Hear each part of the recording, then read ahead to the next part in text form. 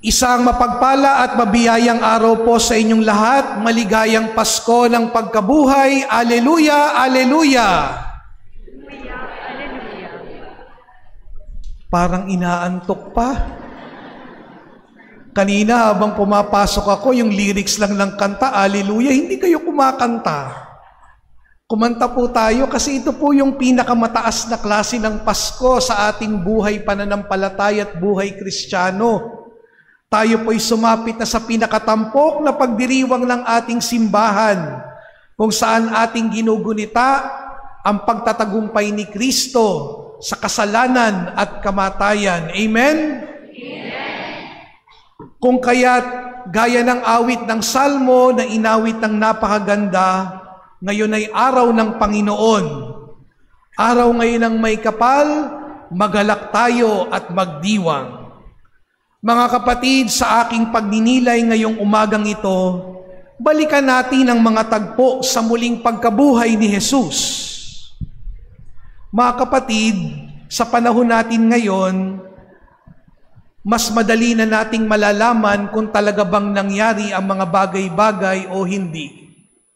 In fact, sa sobrang dami ng mga CCTV, sa sobrang dami ng may hawak ng cellphone, sa sobrang dami ng may hawak na mga kamera, agad-agad masasabi natin na nangyari yung pangyayaring iyon dahil ito'y nakunan at nag-trending. Pero hindi ganoon sa panahon ng ating Panginoon. Kung tutuusin, wala naman talagang nakakita na muling nabuhay si Jesus. Talagang walang kamera noon at hindi nag-trending yung pagkabuhay ng ating Panginoon. Walang aktual na nakakita at nakunan siya ng kamera na sinasabing bumangon siya mula sa mga patay. Kaya nga, kung titingnan natin yung mga account sa gospel, ay hindi papasa sa modernong pag-iisip, lalo na yung claim ng mga alagad na nabuhay ang ating Panginoon. Ang katunayan, kung titingnan natin sa Ebanghelyo, litong-lito pa nga yung mga alagad. Hindi nila alam kung ano yung dumating sa kanila. Dahil ang nakita lamang nila ay isang libingang walang laman. Wala nang nakalibing sa libingan ng Panginoon.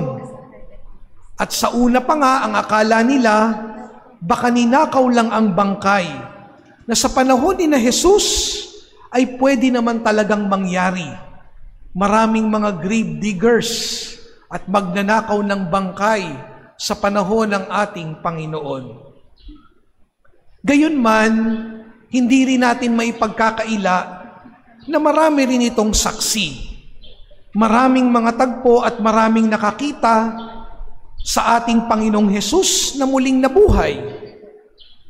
Naririyan yung mga kababaihan.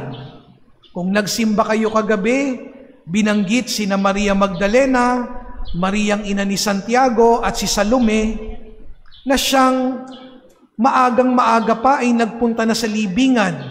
May dala-dala silang pabango dahil nais silang pahiran ng pabango ang labi ng ating Panginoon. Pero nung nadat na nila yung libingan, naigulong na ang malaking bato. Sa ating Ebanghelyo ngayon, nandyan din si Simon Pedro at ang alagad na mahal ni Jesus na pumunta rin doon sa libingan at wala na ring nadat ng nalabi ng ating Panginoon. At syempre naririyan din ang tagpo kung saan nagpakita ang Panginoon sa mataas na silid o the upper room, kung saan inanyayahan niya si Tomas na ipasok ang kanyang kamay sa kanyang tagiliran at ilagay sa kanyang palad ang kanyang mga daliri.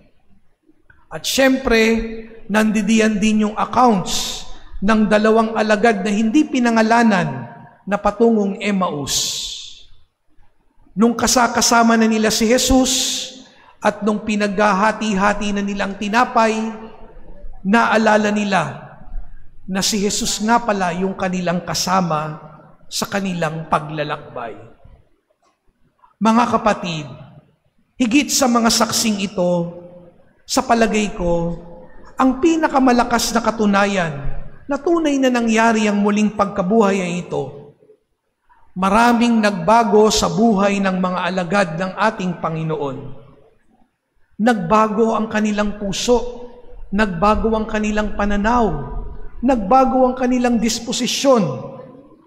Mula sa mga alagad na takot, lito, nanghihina, nanlulupaypay, patungo sa mga taong malalakas ang loob, masugid na nagangaral, at maging handang mamatay sa ngalan ng kanilang pananampalataya kay Kristong muling nabuhay. Pinagbago ang mga alagad. At first, they were a people afraid, and yet after the resurrection, everything changed. At kung ganito ang katunayan ng nangyari sa kanilang buhay, ano pa bang katunayan ng ating hahanapin? A changed life is enough proof that Jesus has risen from the dead. Kaya nga, minsan sinabi ni San Tomaso Aquino, to one who has faith, no explanation is necessary. To one without faith, no explanation is possible. Mga kapatid, bakit ko nga ba sinasabi yan sa inyo ngayong araw na ito kung saan pinagdiriwang natin ang pinakamataas na Pasko sa ating buhay pananampalataya? Kasi mahalagang tanungin din natin ang ating sarili, paano nga ba ako pinagbago ng muling pagkabuhay ng ating Panginoon? Nitong mga nakaraang araw, ang ilan sa atin, nag-ayuno, nag-abstinensya, nagkumpisal, nagbisita iglesia, gumawa ng mga corporal works of mercy. Pero paano nga ba tayong pinagbago ng mga gawaing ito, lalo na ngayong naririto na tayo sa Pasko ng muling pagkabuhay ng ating Panginoon? Ang pinakamatibay na batayan ng biyaya ng Pasko ng pagkabuhay ay ang pagbabago rin ng ating mga puso. Ang pagbabago ng ating pananaw, ang pagbabago sa ating mga sarili, ang pagbabago sa ating buhay tungo sa daan ni Kristo Jesus. Kung pinipili nating magmahal kaysa mamuhi, ang magpatawad kaysa magtanim ng galit, ang magbigay kaysa magdamot, ang maglingkod na walang hinihinging kapalit o papuri, ang magparaya kaysa maghanap ng mga wala, ang kilalanin ng sariling biyaya kaysa mainggit, ang palayain ng sarili mula sa paboritong mga kasalanan. Yan ang katunayan na tunay na muling nabuhay si Jesus.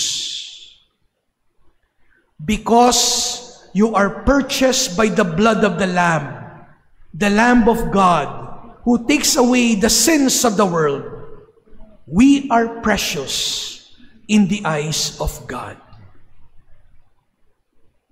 Ibinigay na sa atin ang karangalan na maging tunay na mga anak ng Diyos. At tulad ng sinabi ni Pablo sa ikalawang pagbasa, isipin na natin ang mula sa itaas, hindi na lamang yung sa makalupa, sapagkat namatay na kayo kasama ni Kristo. At ipakikita niya sa atin, sa pagtulad natin sa Kanya, na tayo rin ay kasama niya sa kaluwalhatian. Binayaran tayo ng dugo ng kordero.